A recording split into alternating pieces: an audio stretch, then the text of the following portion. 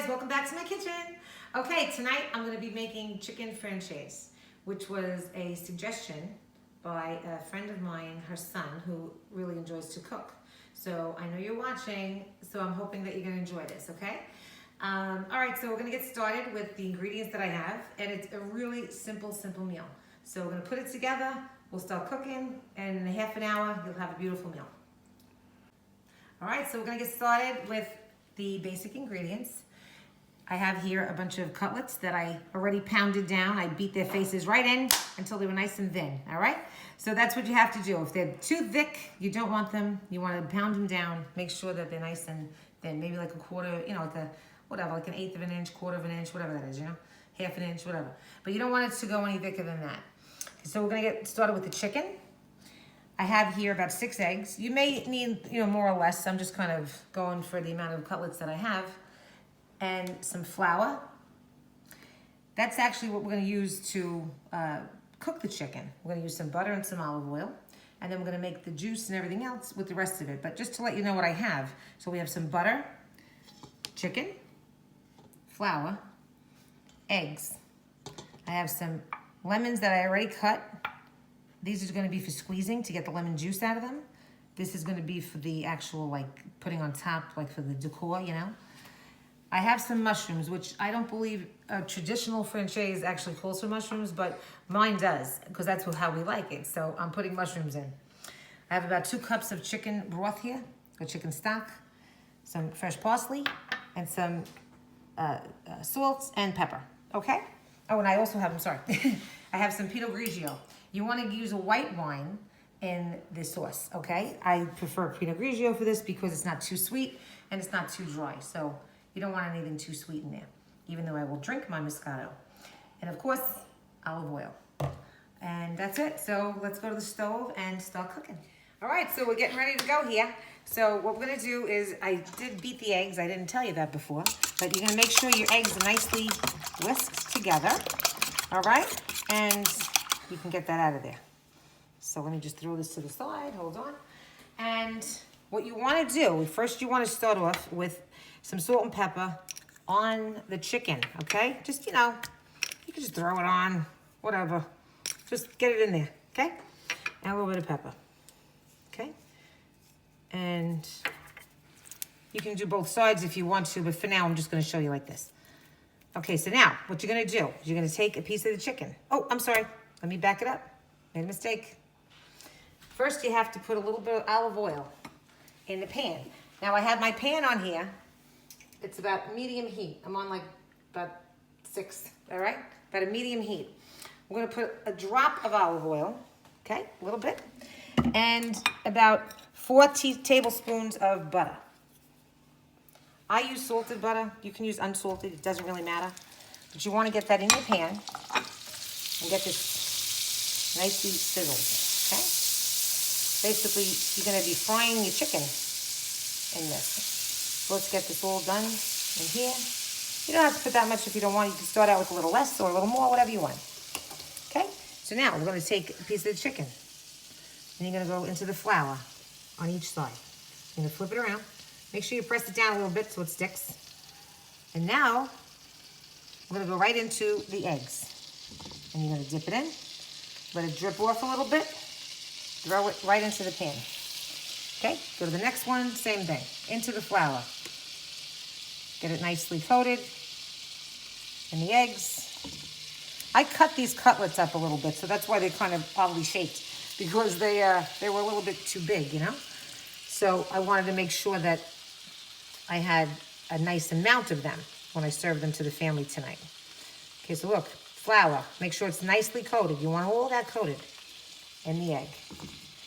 Now, if you want to come over here and just take a look, this is the pan. I'm going to throw a couple in here. I'm going to do one more. Don't do too many. You're going to have to do them in batches. All right, so we're going to do this one here. And we're going to get this in the egg. And we're going to go right into the pan. Again, because I'm using my hands, what do I always say? Wash your hands. Make sure your hands are washed. Now you want to just raise the heat up just a tad. Maybe about between medium and high heat, okay? Now I'm gonna go wash my hands because obviously this is not gonna be good to hold the spoon in. And we're gonna let this cook for about maybe 3 or 4 minutes on each side. So when I have to flip them, we'll come back and flip them around. All right, guys, so it's been cooking for about 3 or 4 minutes. So it looks like it's probably ready to get flipped. All right, so we're gonna flip them over. Look, nice golden brown. That's how you want it. Not too dark, not too light. Now, you're gonna do the same thing on this side. Let them cook for about 3 minutes or so, okay? And what we're gonna do is once these are browned, now the inside might still be a little bit uncooked. So what you wanna do is you wanna take them out and put them on a platter. I always cover with a little bit of foil. You can throw it in the oven if you want to keep it warm, maybe even cook it a little bit more. But you don't have to. It's an extra step you don't need to do.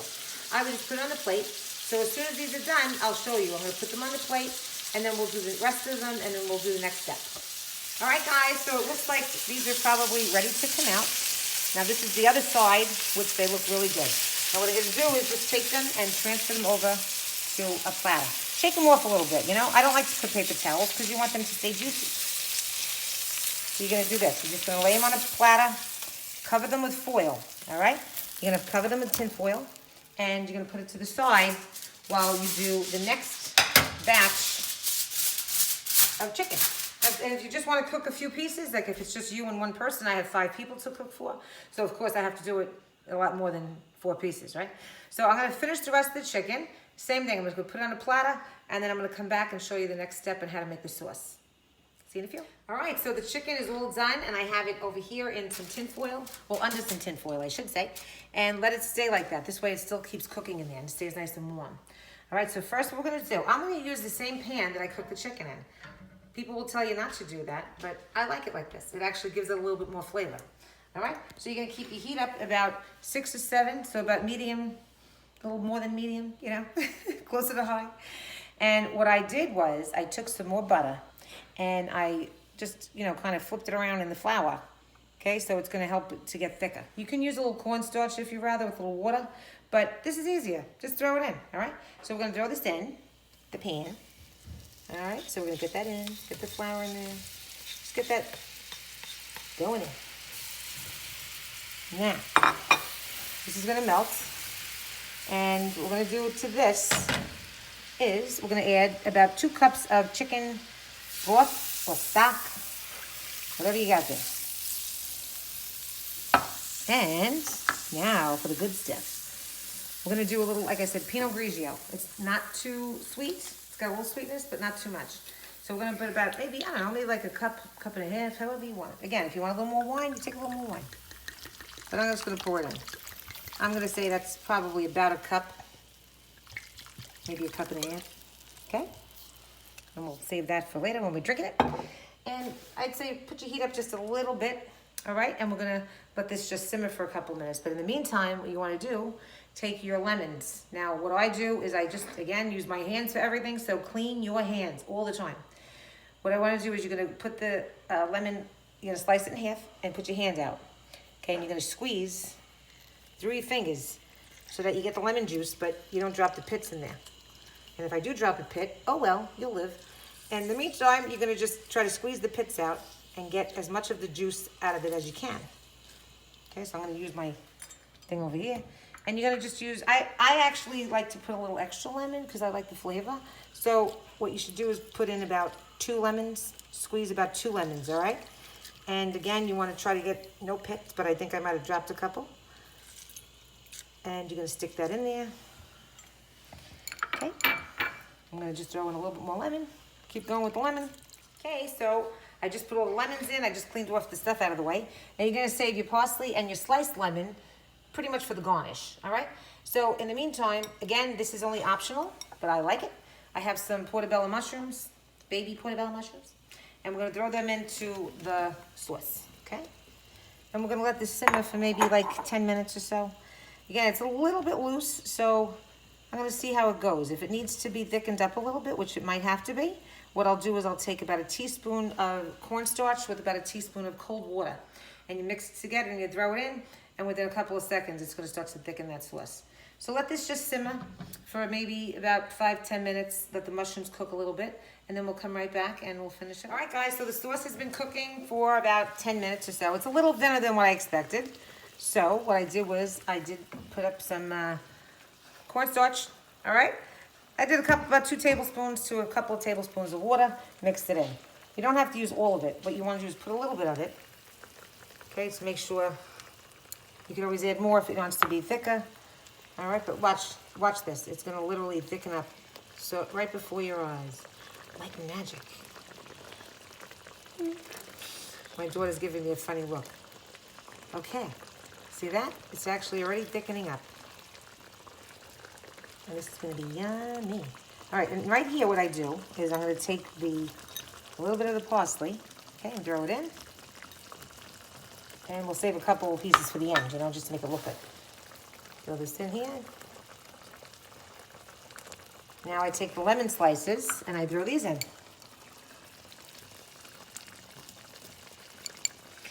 Okay, I'm gonna put that in there. Now, what I'm gonna do, this is actually getting nice and thick. I'm gonna get my serving platter, put the chicken in here. I'm gonna show you now what to do, and we're gonna get ready to taste it in a few minutes. Okay, so now we're ready to plate it up. I have a serving platter here, which is actually my pasta bowl, but that's what I'm using, because it's nice and deep. It'll hold the juice, yeah? So now, what you're gonna do is you're gonna take the chicken that you had cooked before, and I like to just stick it in here as much as I can, all right? Some of them are bigger, some of them are smaller. You're gonna get it into that juice. And let it cook for a couple of seconds, all right? Because the chicken's really cooked. You know, you cooked it in your pan earlier. So you wanna just kind of get it in. Oops, I pulled some of that coating off. Don't look at that one.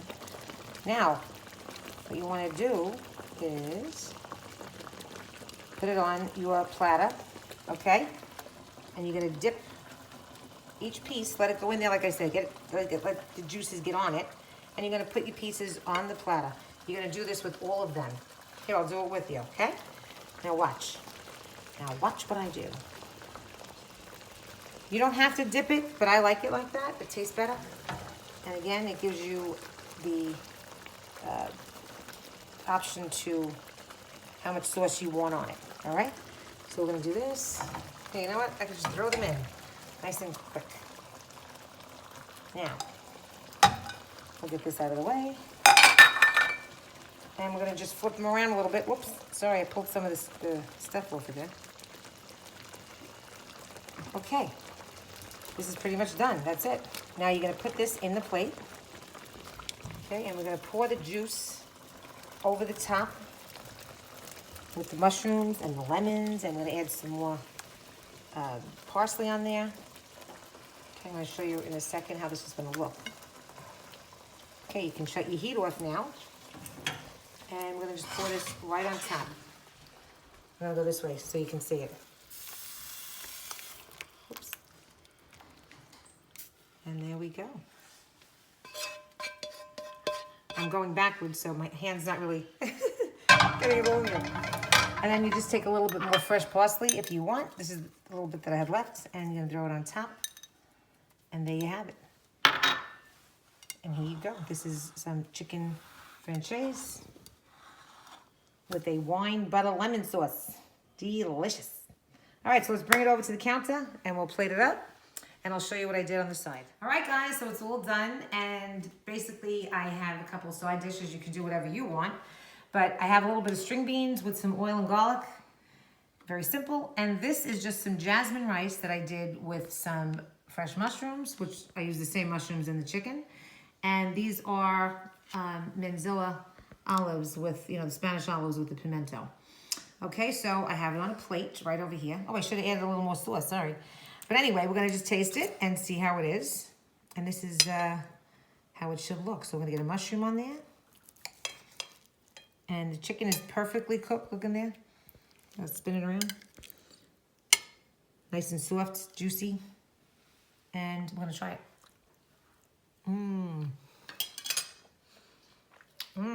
That is good. And I'm having a little bit of Pinot Grigio, which is what I use in the chicken. Even though I like my Moscato, I'll stick to this tonight with this meal. But it really is delicious, and I hope you enjoy it.